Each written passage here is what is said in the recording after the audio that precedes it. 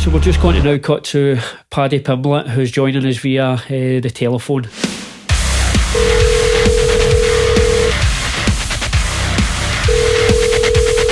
Paddy, thanks for coming on and giving us some time, mate. All good, the lads, just sitting in my room with the FIFA on. So we obviously got you on to chat about your upcoming fight. Obviously you were scheduled to fight Desme. That fight's no longer happened. So Martinez has stepped in, so at least you still get the fight. Before we talk about the fight, obviously you've had a bit of time off with injuries and stuff like that. What's that been like for you having, because that was it September 2018 was the last time you fought? The 1st of September as well, lad, till the start of the fucking month. But yeah, lad, 1st of September 2018. And I shouldn't have even fought then. I got a surgery like 12 weeks before, and I got wires took out of it like 6 weeks before. I'll never forget saying to the doctors and that when I was lying on the table, "Yeah, I'm fighting in 6 weeks." The doctors and the nurses' faces dropped. I was like, "What?" "No, you're not." I was like, "Nah, I am, you know." Like, "You're not, you know." I was like, "No, I am fighting for a world title in the Echo Arena. I'm fighting, trust me." Yeah. And like, I should have listened to them and shouldn't have, lad, but I didn't, and I fought, and I couldn't finish the choke because my hand was that knackered in the face. I couldn't get the squeeze on it, you know what I mean? I couldn't get, if the other arm was underneath, he would have went a kick, and then the second round I hit him with the right hand and just smashed my hand again, broke it for the second time, so. Yeah, is that just one of the experiences though, that you obviously went ahead with the fight, and like you're saying there, you probably shouldn't have been in there fighting. But you've had a bit of time out now, so you're finally getting back in there. What's that period of time like been for you, being out of the cage? Well, the first few months of it was horrible, lad, know what I mean? Just thinking about that loss, thinking about how close I was to finishing him, but when you look back now, it was all meant to be, lad, in hindsight, know what I mean? If it was meant to win there, he would have went asleep, but I weren't. I was meant to learn my lesson for doing the fight with such bad injuries, know what I mean, that I should never have been in there. And in terms of the hand and stuff like that now, how is the hand now that's had a bit of time out, a bit of time to heal? It's better now, know what I mean? It's obviously it's one of them weird freakish injuries where I've spoke to boxers and it's never going to be the same again, know what I mean? It's that simple. It's never going to be the same again, but now I'm punching harder with it, to be fair. I'm punching harder with it now than I ever have. Yeah. And it's just the grapple aspect of it, but as you know, I'll fucking wrap anyone up, lad, so is it just a case of then, you know the issues there with the hand, so you've adapted round about it? And yeah, that's it. You just got to adapt around your injuries, haven't you? And that's what I've done now. I've just adapted around it. It's got to be done, so yeah. And the other thing that happened when you were scheduled in your last fight, obviously, again, it was Desme you were scheduled against. That didn't happen. So Giannatti came in, and we know there was issues there with Giannatti in terms of you're obviously fighting at lightweight, and I believe he came in. He was more or less a welterweight, was he not? Yeah, he weighed in 164. 160. How annoying is that? Not just the fact that he's come in and missed weight, but the fact he's obviously made no effort at all to make weight. The funniest part was he tried to say, I've been collapsing in the sauna, I've been fainting, I've been out of it. And lad, you looked at him and he looked like he just fucking got in off a night out or something, lad. Yeah. He didn't even look drained in the slightest, know what I mean? And he's like, I've nearly killed myself to make weight. He wasn't drained. As soon as he got off the scales, he sat down, started eating something and drinking. I was like, whoa, lad, what are you doing? You're not rehydrating and that now. You've got to go and get back in the sauna. No, I'm not. Make me get back in the sauna. But, lad, I shouldn't have to make you, lad. You should want to fight, lad. Obviously, you don't want to fight. Like, you started shouting, no one will fight you. I thought, no one will fight you. I was like, yeah, no one will. But then you said you will, and then you missed weight by 9 pounds, lad, and just expect it to be sweet. Mad kid, lad. So do you reckon he was just thinking, I'm a late change of opponent? I know he just thought, yeah, he's just going to take the fight anyway. I don't need to make weight. You know what I mean? That's exactly what he thought. And I would, a year ago, I would have just took that fight. I still wanted to take the fight. Yeah. It was Graham and Paul what both said, you're not fighting him. He's too much overweight. He's just taking the piss out of you.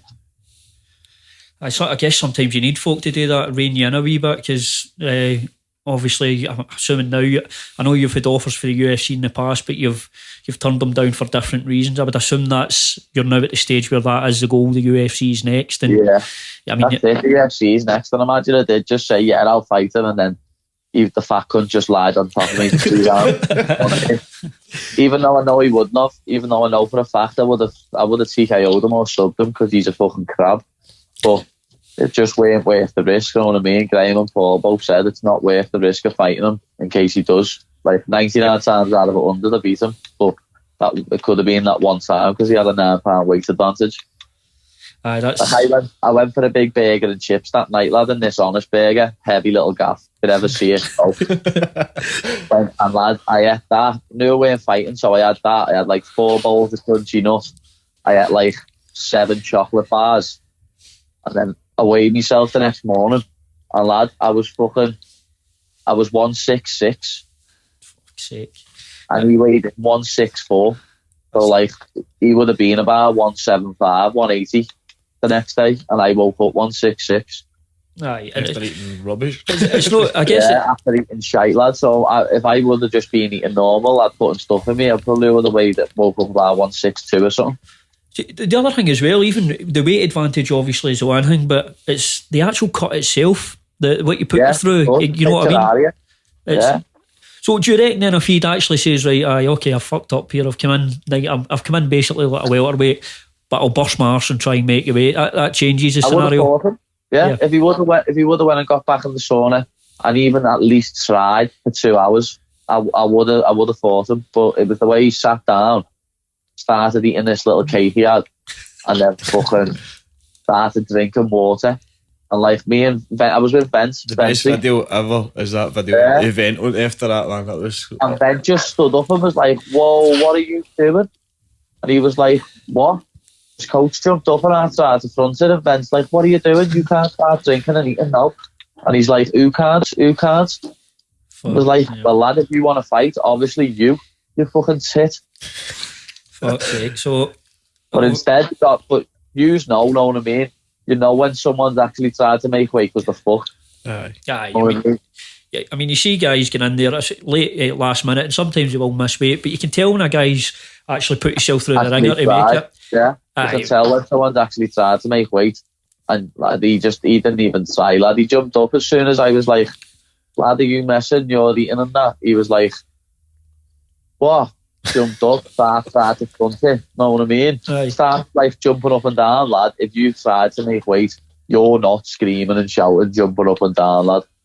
Well, I've tried to make weight before when I've had one eye in Brighton and one eye in Brighton, you know what I mean?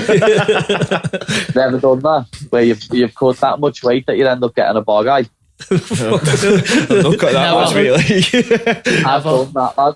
I've cut that much weight where I've ended up having one eye pointing forward and one eye pointing left, lad. Right, a feather. Yeah, I've looked terrible, lad. I've looked like I should have been on the operating table, lad, getting bumped from out or something. Don't get me wrong, I've seen a few guys looking like Dallas Buyers Club. Yeah, I've looked like Dallas Buyers Club before, lad. And then I've got this dickhead trying to tell me, I've just fainted in the sauna twice, I can't make it. You haven't fainted, lad, stop chatting, pony. Do you know, I think it's daft on his part as well, because it's obviously, you're obviously got one of the biggest names in British and European MMA, so it's an opportunity for him to try and make a name for himself over here. That's him. It was as like, he still tweets me, lad. He was tweeting me yesterday. Aye. I'm fucking, what did he put? He said something like, "I've missed weight once in 21 out of 22 amateur and pro fights." And I just put back to him, "Yeah, but you miss weight when it matters, lad. That's all that matters." And he's like, "Every single time matters." And I said, "No, the time you were fighting me was the only time what mattered. All the other bums you fought don't mean none." See, by a guy like that, obviously I'm assuming he's messaging you because you still think he wants that fight or something at some point, but I would assume with everything that happened to him and him basically fucking up the weight and just no attempting, you would never consider him again. No, not even that, lad. I would have, when Desmond pulled out, I even said to Paul, "See if he'll get you in anything." And Paul just looked at me and said, "Are you messing?" As if Graham and Ian are going to waste the time on that bump. Yeah, he's never getting back in Cage Warriors. That's what he just said, as if they're going to pay flight for him to come over and just waste everyone's time again. Well, that's it, because it's the cost of flights and everything else. But I guess he's in your rear view now. You've obviously got Martinez now stepping in, so he's going to be the next guy you're facing. What's your thoughts on Martinez? Well, that's off to him for taking the fight, know what I mean? Yeah. About 5 other people have said no, lad. Turn me down. Someone who's fighting on the same card against another Brit turned me down and then said yeah to someone else, know what I mean? Yeah. So I've just had to get on with it. I've had former UFC guys saying yeah, they didn't say yeah, they said we'll consider it. Then they got back on Ian Dean and said we want like 10 grand to fight him, know what I mean? Stupid shit like that. Yeah, just no. So he's the first person to turn around and go, yeah, I'll fight him. So I've had to say yeah, know what I mean? Well, that's it. I don't think the records of the opponents he's fought are that good, but we'll see what happens, know what I mean? Anyone can knock anyone out on the night, so I'm going to be coming in the best I've ever come in, just like I was last time, even though I think he was a bum as well. But he's game, he comes in to have it, so I'll be coming in to have it with him. I'll be coming in to show everyone my new stand-up skills, me even better wrestling and me even better jiu-jitsu, know what I mean? I've had a black belt since my last fight and everything, lad. That's how fucking long it's been. Is there a bit of excitement as well? Obviously you've had that time off, but you've not been sitting in your arse. You've obviously been in it. I've still been fucking training. Yeah. In between all them last fights I was getting better. Fucking hell, imagine how much better I'm going to be, lad. 18 months off. Do you reckon as well 2020, obviously I know you recently get engaged out in Thailand as well, congratulations mate. Nice one, fella.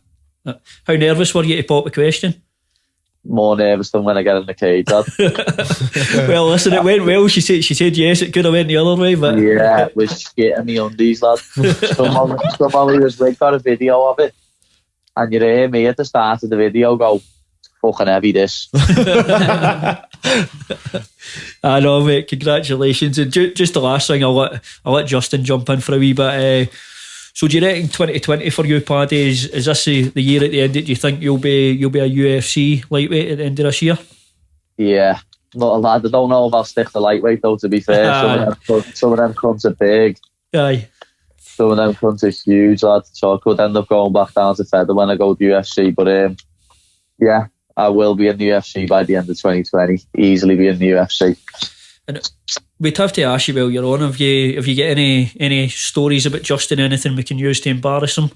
He's shaking his head there, but I can see a beady sweat. I think he's nervous. Nah. Well, we went for a scran, didn't we? And he didn't eat all his food, which I was very disappointed in him. Mate, that's no shock, mate. That's no shock. Oh, lad, I ate everything, lad. That's how I roll, lad. I ate everything. Mate, I actually said that about 10 minutes before we came in here. So we went for dinner for something to eat the night after the weigh-ins for Cage Warriors in Liverpool. And I was like, he can put away scran. He can put away scran. I can eat, lad. People look at me and think I can't, lad. And that's why I blew up to like 86 kg after the fought, lad. I sit there and like I'll have me tea, then I'll sit there and I'll eat 4 big bars of Galaxy or something. Like I don't take big bars, I mean like big bars, lad. Family pack, well. I'll eat like 4 Whisper Gold, 3 White Twixes, then I'll make a big bowl of cereal, then I'll make some nachos, then I'll have another tea. I want to meet, lad. I'm a fat cunt, lad. I need to turn it in. I was going to say that fucking featherweight might be a stretch, mate, like that. That's what these weight cuts and that do for you, lads. How do you make you feel? Oh, the same. You end up eating meal after every one. You're a proper fatty, lad. See, I ask a lot of the guys up at the gym this, because I don't know why some fighters do this. It seems like a form of torture. Do you watch food channels when you're cutting weight? Oh, don't, lad. Don't. Right. I sit there and fucking... I sit there and screenshot scran gaps and send them to me there. I need to go here. And lad, we never end up going to any of them. I'm the same every single fight. I know exactly how you feel. Fight, lad.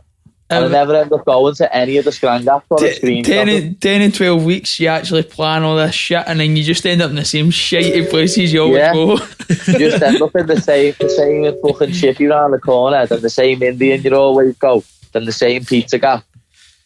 What's the go-to scran then, Paddy? You've finished, you've had your fight, you've obviously won your fight, we'll say. What's the first scran you're going for?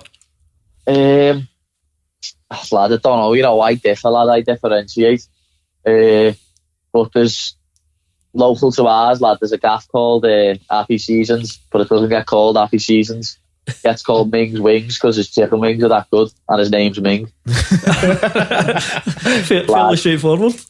They're the heaviest wings, lad. Go there and get some meat spring rolls and chicken wings, lad. What you should do then, you should plan it. If you take an arm or a leg and win the fight that way, go for wings, work out something else if you get a knockout. Yeah, good shout. Heavy scran gaps in that London, like. I love warm cookie doughs and that, lad, where they're still melting in the middle. Jeez! Mate, you'd take a me and you go alright. We going alright, mate. Like, I can go to Subway, mate, and get 12 cookies after the fourth and just eat all 12 myself. I dessert as dinner. I know that feeling. Yeah. Eat all 12 myself with like a tub of ice cream and like keep putting them in the microwave. A tub of ice cream, get a litre tub of Häagen-Dazs and just dump them in. Yeah. Oh, fucking hell. Nutritionists out there are having a heart attack at the minute. Anybody? Lad, I can't wait to retire and just be like Ricky Hatton. You're just starting, Paddy. Lad, like Ricky Hatton's got the life now, lad. Just eat what he wants when he wants, mate. Eating, going drinking ale. Aye. So do you reckon when you retire then are you going to stay in shape, or do you think you're just going to let it go and just enjoy yourself? No, I'm going to just let it go, me, lad. Got me bird snarling me, shaking my head. Well, she can't do nothing now. She's already said aye, mate, so... That's it, lad. She can't say nothing now. Can't do nothing now. You've said aye. Tied in.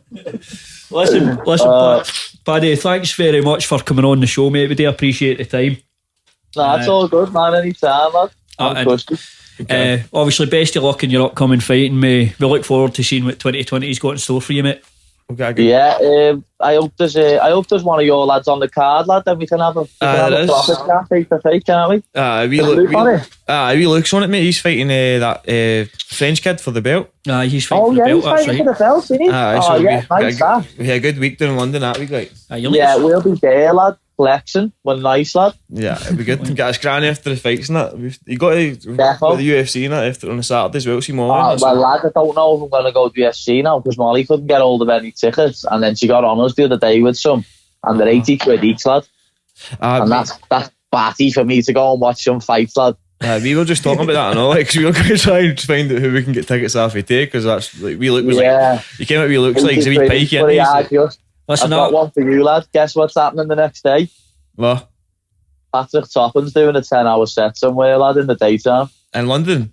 Yeah. Oh, right go. So like that's where we could end up, mate. We'll have to just see, aren't we? Justin, I'll hook you up. I'll apply for media credentials. Tell Luke, lad, that's the celebration for us, lad, when he wins that belt and I win. We're going to fucking Patrick Toppin the next day. Yeah, Big Smithy shit. It's not easy to come to. Yeah.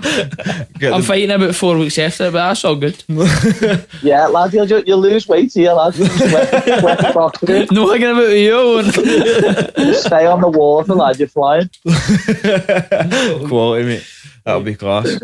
Cheers for coming on, Paddy. I appreciate that, mate. Busty, all good, lad. Like I said, he's ever fucking need a guest, lad, and I'm not busy, lad. I'm good for the last 20 minutes. Therefore. Brilliant, Paddy. Thanks again, mate. Busty, the lad. Appreciate it. See ya.